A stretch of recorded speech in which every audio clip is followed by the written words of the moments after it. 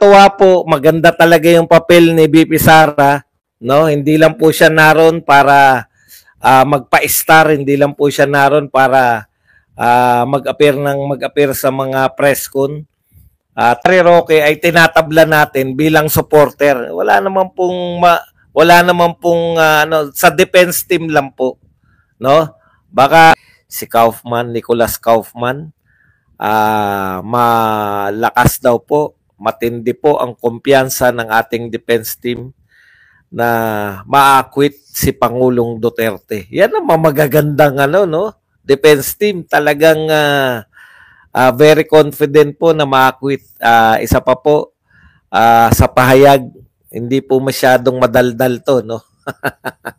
Talagang sinasabi niya naman na pinagkaitan daw ng karapatan sa Pilipinas si Pangulong Duterte. Yan po mga pag-uusapan natin at iba pang balita na gusto nyong itanong mamaya. Pero bago yan, kung bago ka pa lang dito sa ating channel, mag-subscribe ka na. Dahil ito lang ang tayong channel na may kinikilingan, may pinapanigan, una sa balita, uli sa impormasyon, kaya ano pang hinihintay nyo? Pindot na. Okay, pag-usapan natin, no? Ito po, maraming magtataka, bakit si Harry Roque, si Mijaldea, very obvious po, no, na talagang hindi na po maisasama sa medical team kasi alam niyo naman, kamakailan lang po dahil na rin sa health reason, no. Pero malaki po ang pasalamat natin kay E.S. Mijaldea dahil siya po talaga yung kasama na kaibigan ni Pangulong Duterte. Sabi nga ni Robin, kaibigan hindi nang iiwan, no?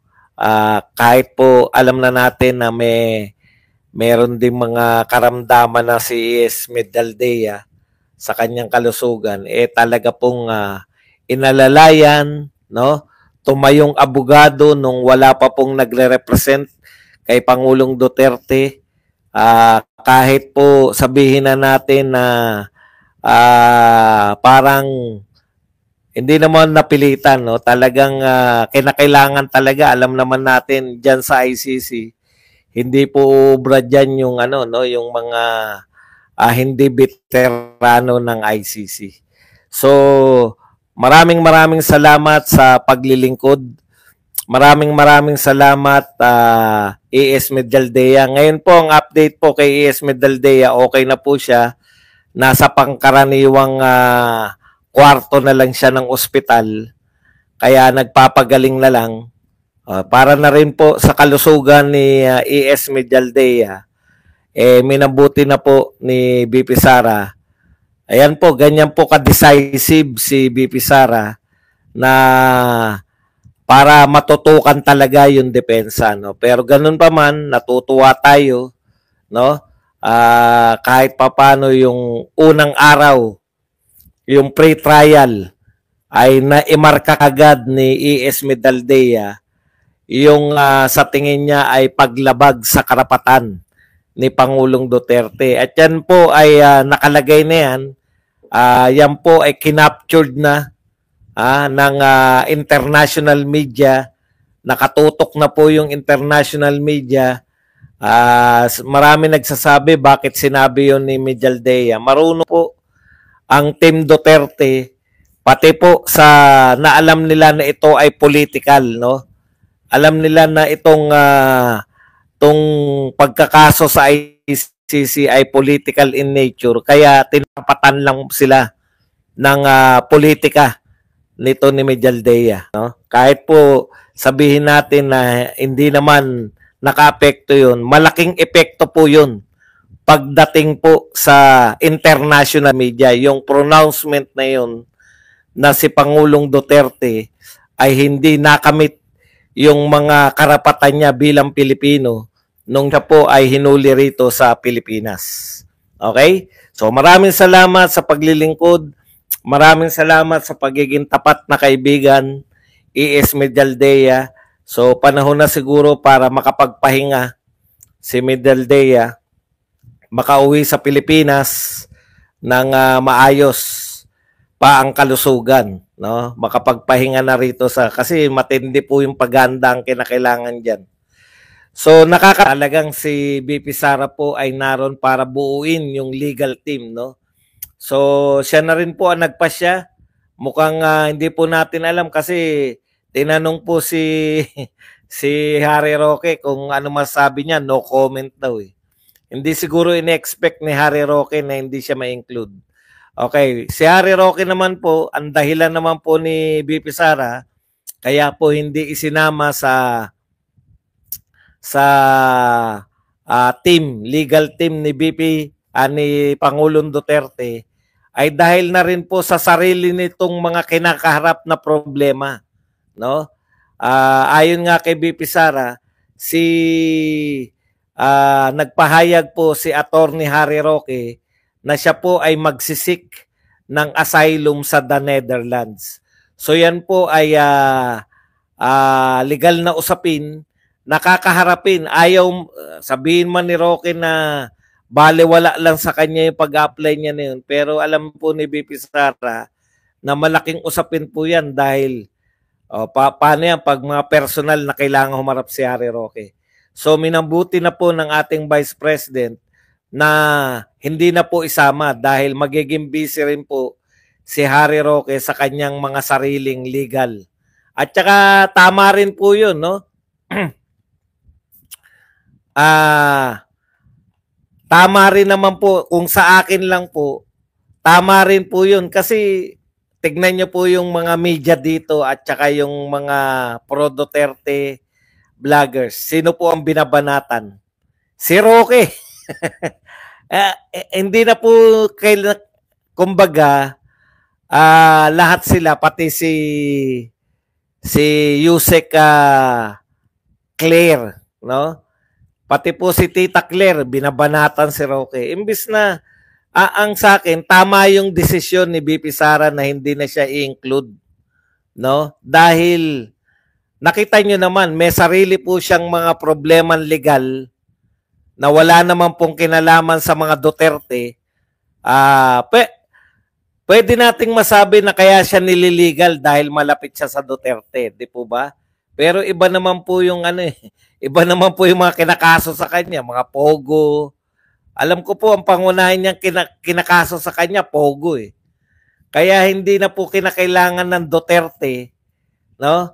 Hindi na po kinakailangan ng mga Duterte ng mga distraction, lalo na po sa depensa. Kaya makikita niyo po yung future president ng Pilipinas, si Sara Duterte, kung paano po siya magdesisyon, no? Ganyan po siya, very decisive. Sa tingin niya, hindi makakapokus si Roque sa defense team, kaya minabuti niya na kumuha na. Tsaka isa sa mga qualification ni BP Sara, yung talagang veterano sa ICC. Ito nga po si Kaufman, talagang malupitan na po yan pagdating po sa ICC. Okay, so tapos limitado pa po. Limitado pa po yung anong tawag dito? Limitado pa po yung mga slot para sa ICC defense team. Hindi po pwedeng, hindi katulad dito sa Pilipinas, paramihan eh. Doon po limited lang kung ilan lang yung po pwedeng ipasok bilang ICC.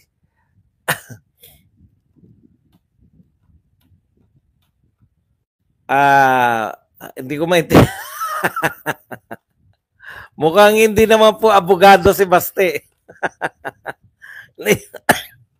Tsaka meron na pong minsan si Harry Roque, nakita nyo, nagsasalita po siya na minsan katulad nung, sa tingin ko ito, atin-atin lang. Ang tingin ko kay Roque po siya, kasi yung may sinabi siya na mag-apply daw si BP Sara bilang isa sa mga abogado. Pero para lang madalaw si PRRD. Tapos tinama niya kinabukasan. So sa tingin ko, hindi po natin na kinakailangan ng mga ng mga drama. Okay. Hindi na po natin kinakailangan. Madrama na po yung defense, madrama na po masyado yung panyanyari kay Pangulong Duterte. Hindi na po natin kinakailangan ng panibagong drama, no, dito po sa defense team. So good move para kay BP Sara. Tuwan-tuwa po ako. Kasi syempre, 'di ba?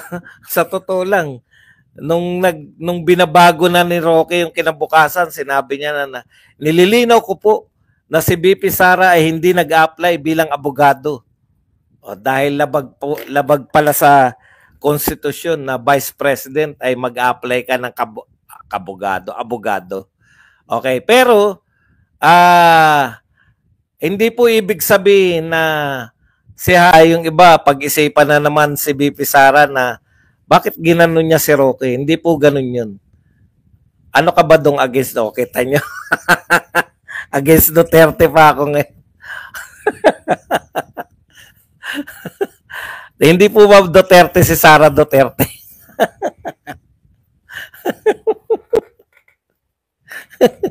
Pag may pagkakataon talaga. Hindi. Pag may pagkakataon talagang bumira yung mga yan, maniwala naman kayo na si Edith, Duterte yan. Pag ganyan po mga usapin, mga tanim po yan. Against ka pala sa Duterte. Ay, si Attorney Panelo po, siya po yung abogado ng tatlong, hindi ko alam yung dalawa, no? Pero si Katie, alam ko siya yung abogado ni Katie. So yung meron pong si Attorney Panelo po, dito po siya sa Pilipinas, no? Si Attorney Panelo po ay sa Pilipinas dahil meron pong mga isinampang habeas corpus. Ito pong mga anak ni Duterte. Nakakatawa naman yun. Against ka ba kay Duterte? Diyos ko. Minsan nakakatawa eh.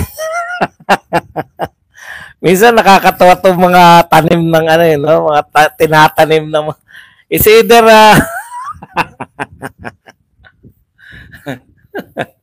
okay.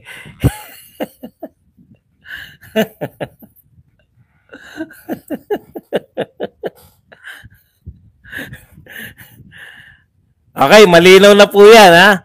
Ano pa ba dito kay BP Sara?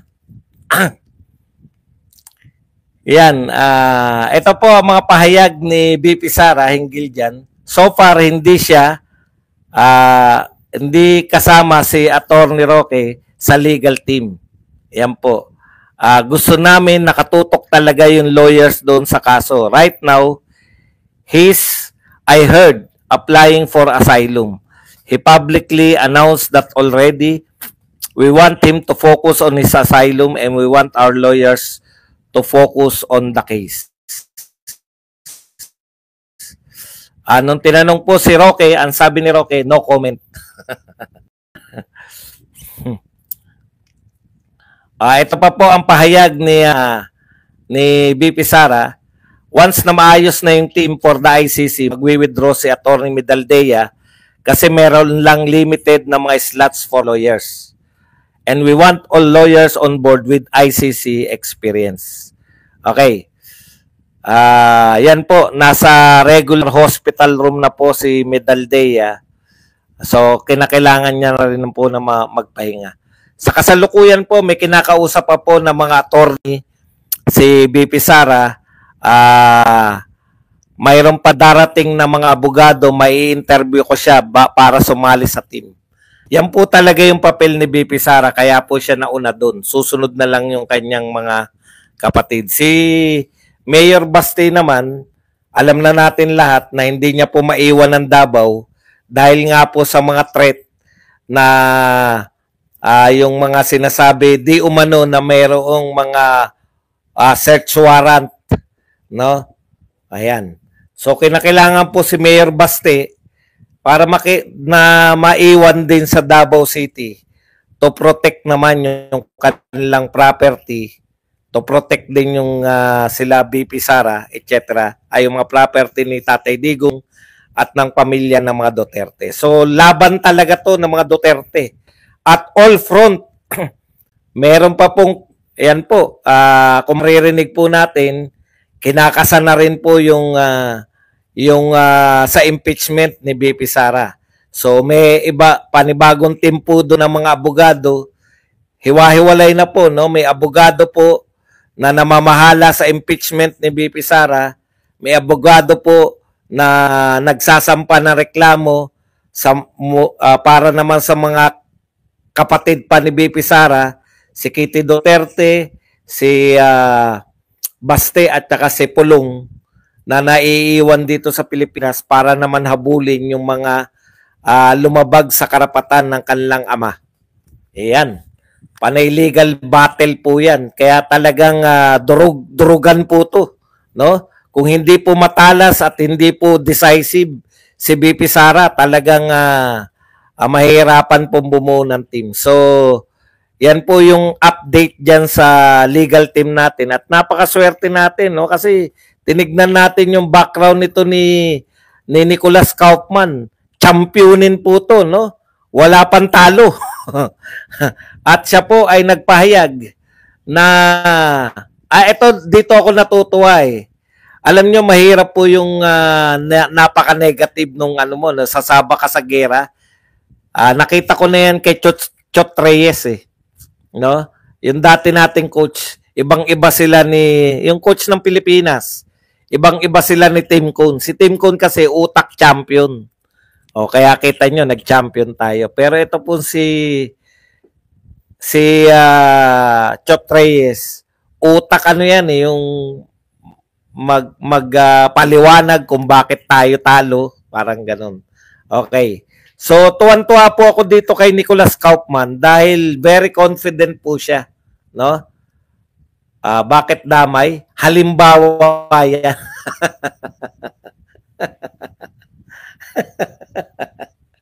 Ganun talaga. Kung ayaw mong nagbabanggit ako ng mga halimbawa, pwede naman kayong, di ba, malaya naman kayo. Kayo naman, masyado naman kayo. Ngayon, ganun talaga ang buhay. Halimbawa nga eh. Nagre-react po yung mga Marcos supporters. Pag paumanhin nyo na po, at sila po ay sila po, kinakailangan po nila yan. No? Akala nila, madidistract nila si Badong.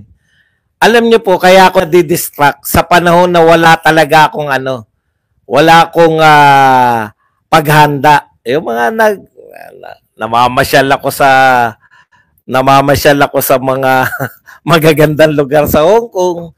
Madali ako madistract kasi syempre, di ba? Konti lang yung panahon mo sa paghanda eh. Pero yung napaghandaan po natin yung topic natin, distraction na yan, tatawanan lang ni Badong yan. Anyways, sabi po ng British-Israeli lawyer na si Nicolas Kaufman, very confident siya na ma-acquit si PRRD. Okay. Ayon po kay Kaufman, no, si PRRD po ay pinagkaitan ng mga karapatan sa Pilipinas. Ayan ang sinabi ng legal counsel. Pinagkaitan di umano ng karapatan sa Pilipinas ang kliyente niya na si PRRD na humarap ngayon sa reklamong crimes against humanity. He was completely denied all his rights ayon kay Kaufman in the Philippines. That would obviously be a major argument in the course of his defense. Yan. Pero hindi muna siya magko-comment hinggil sa defense strategy. There will be petitions, obviously. Once again, it's not for me to comment on the defense strategy at this moment. Ayan po, no? Ganun po siya katipid. Pero nabibigyan po tayo ng kaliwanagan, no? Kung paano atakihin. Hindi niya lang sasabihin yung strategy nila. Pero mukhang ito po ang isa sa pinakamalupit nilang strategy. Di ba? Yung karapatan ni Rodrigo Duterte. Napanood na natin yan, di ba? Yung inulit-ulit ni Rodrigo sa kanyang arresting officer na walang iba kundi si General Torre. No? Ibig mo sabihin, hindi mo papapasukin yung anak ko? Let it make it clear, sabi ni Duterte. Yung anak ko hindi mo papasukin. Di ba? Sabi ni Duterte, yes sir. Sabi naman ni hindi niya raw papapasukin. Kahit na yung anak ko, ang legal counsel ko, yes sir, hindi ko papapasukin. Parang natrap si Tory doon. Hindi pinapasok yung legal counsel. Samantalang napakalinaw po, no, na legal counsel ay importante po yan. Okay. Magagalit na naman yung tao na yan. Magagalit na kay Kaufman. Siguro pinakagalit ngayon yung mga tao, no? Okay.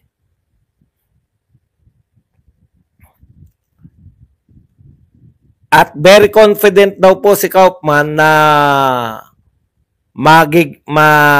ma-acquit si dating Pangulo. Ayan. Dahil sila po ay naghahanda. Tignan nyo ganito po katipid si Kaufman magsalita, pero alam mo na very confident nga siya. No? Sabi ni Kaufman o kumpiyansa, naghahanda sila ng isang strong defense. Pinahayag din po ni Kaufman na siya po ay kumpiyansa na ma-acquit ang dating Pangulo. I'm very confident of the strongest defense possible. I'm confident he will be acquitted indeed, even at earliest stage possible. At nung tinanong po kung siya po ay mababalik ba si Pangulong Duterte sa Pilipinas, ito po ang sagot ni Kaufman, I certainly hope so. Yan po ang mga maiikli pero mabibigat. Tandaan po nyo ang pinanalo niya yung isa, ano na yun? Convicted sa ICC. Pero na technical niya. Sa pamamagitan po ng pagsilip sa technicalities, na-acquit po yung convicted sa appellate court ng ICC rin. So ganyan po kabigat tong Kaufman na to. Kaya tiwala lang po tayo. Congratulations kay BP Sara sa pagbubuo ng isang malakas na team. Ayan.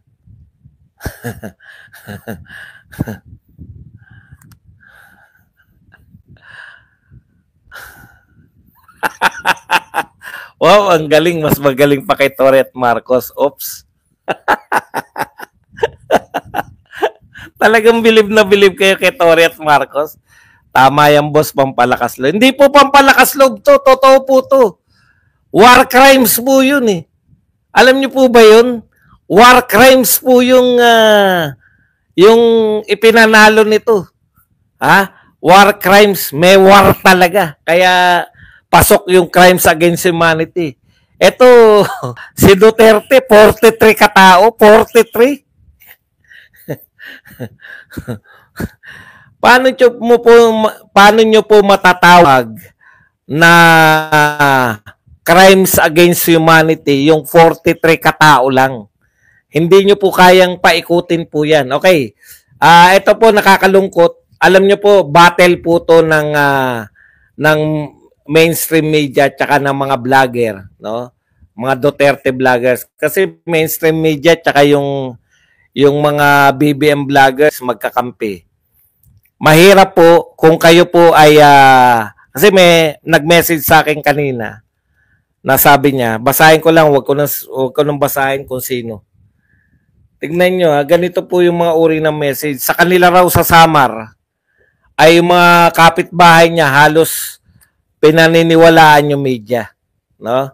Yun nga po yun Kaya humingi siya ng tulong sa mga vlogger, etc., etc. Alam niyo po, mabigat talagang kalaban yung kung etong mga kalaban natin, bigatin talaga to kasi media nga Katulad po nito, bibigyan ko kayo ng halimbawa. Yung ABS-CBN through ANC. ANC yata yung pang-international nila di ba? Pinature nila doon yung wala pang 20 o 10 piraso lang yata yun 10 piraso na nagrally na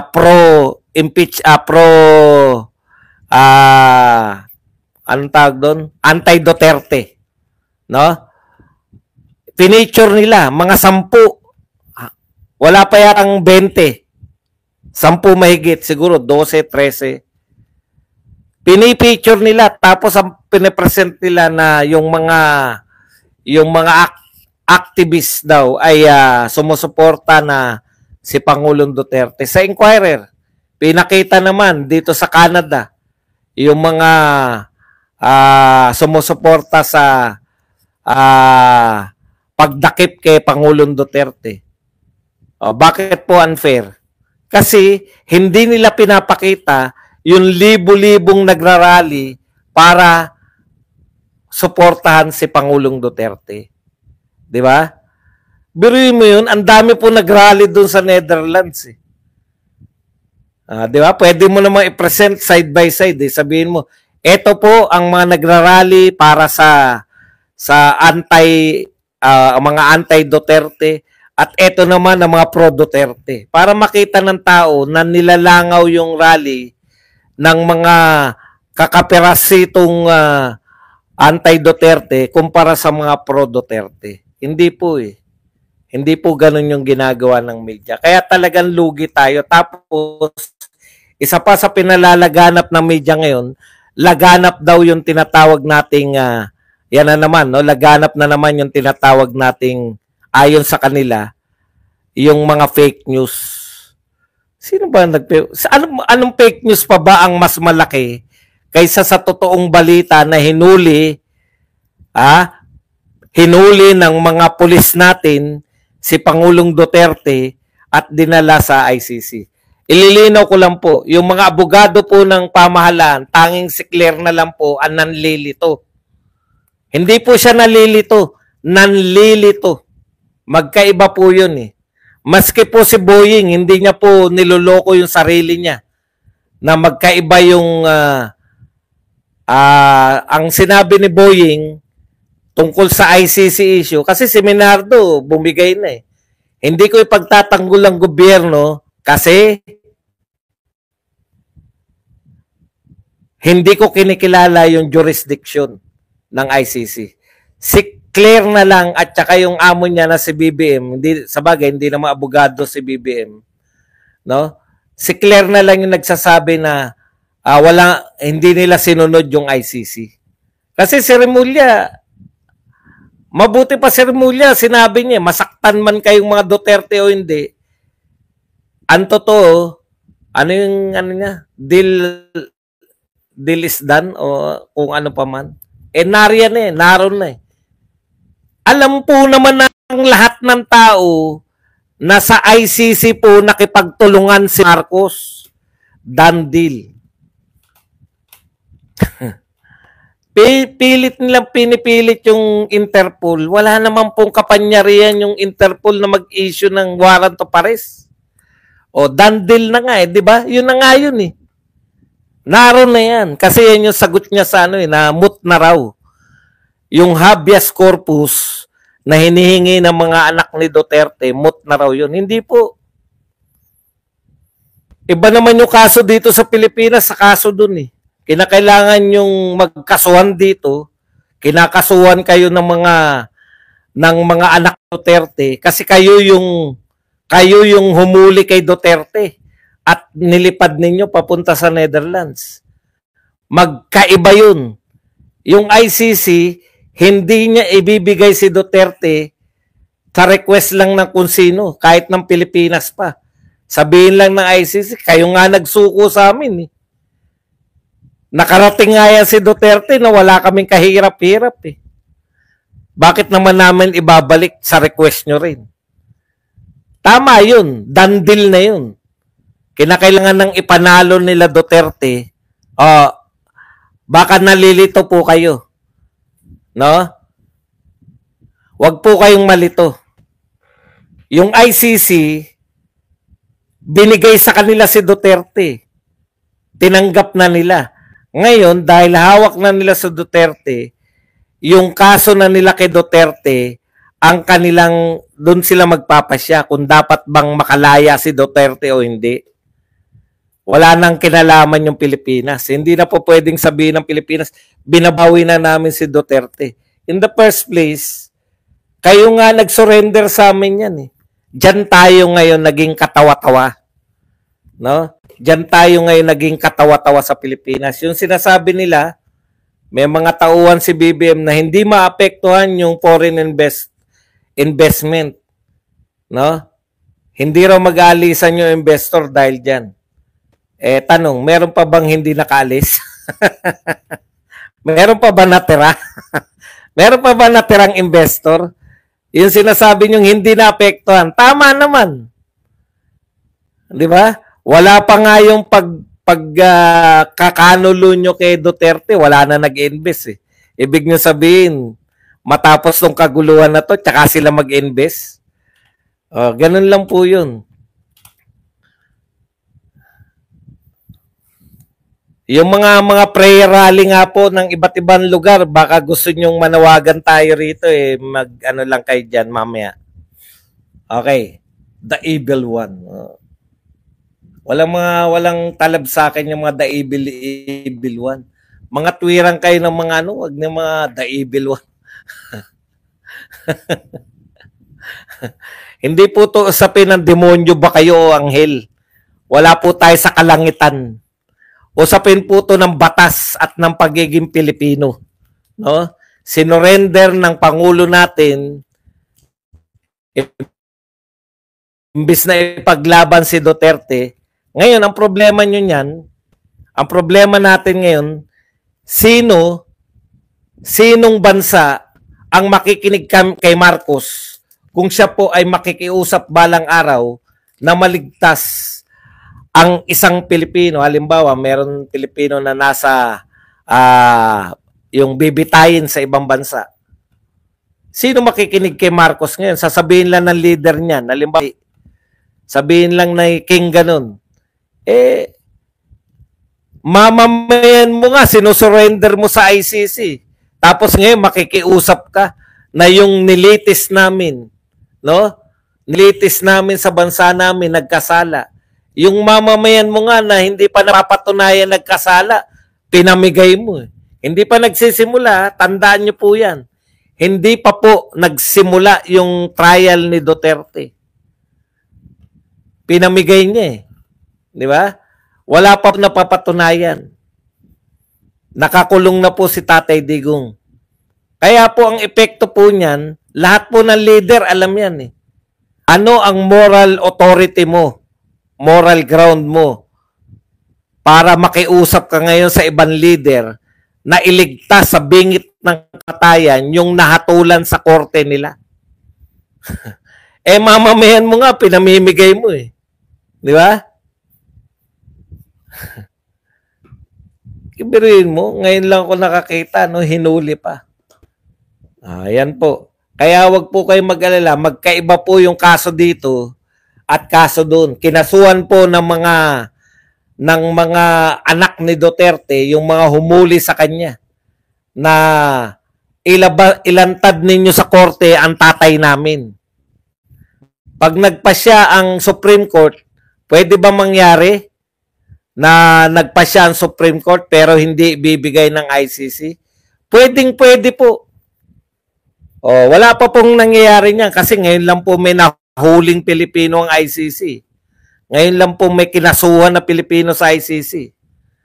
Ang danger pa nito, siyam pa raw ang balak bigyan ng ICC ng warrant of arrest. Ang tanong, yang siyam ba na yan makikipagtulungan ulit? Natural, presidente nga nakipagtulungan. Kaya talagang kawawa po ang Pilipino dito sa presidenteng ito. No? Kawawang-kawawa po tayo. Wala naman po kaming sinasabi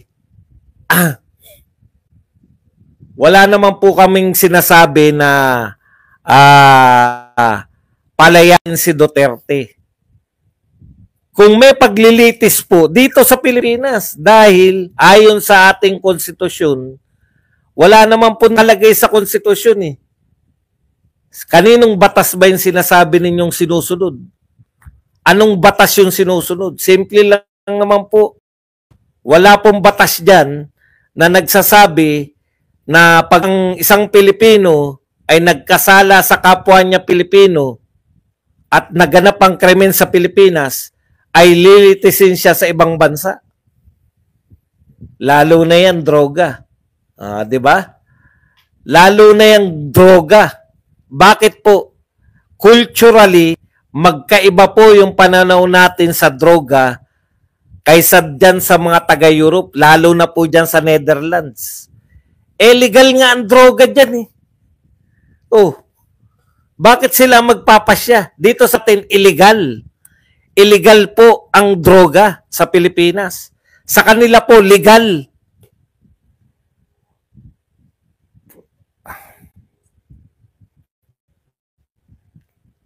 Alam niyo po ba kung ano lang ang kinakailangan mong gawin? Halimbawa na aksidente ka at ikaw ay nakadroga, idideklara mo lang sa doktor, Dok, tinira ko po cocaine. Bakit? Para yung isasaksak sa yung gamot ay hindi ka kontra sa tinira mo. Di ba? Para mailigtas yung buhay mo. Bakit sila yung magpapasya tungkol sa droga? Ibang-iba yung kultura nila at pati yung batas nila sa droga. Mahirap po yan eh. Ang dami na po nating allow sa kanila. Ang Pilipino po pwede, ito pinakamagandang halimbawa po to. Ang Pilipino po, bawal po, kumakain po tayo ng aso noon. Pero sunod, ritual po yan eh. Thank you very much po kay Florenda Fenwick na nagbigay sa atin ng 500 pesos.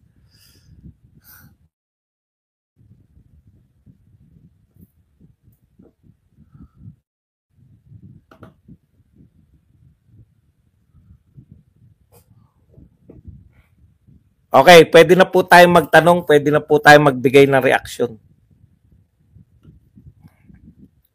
Teka lang. Bago tayo magtanong, ayusin ko lang to para dito ako magbabasa.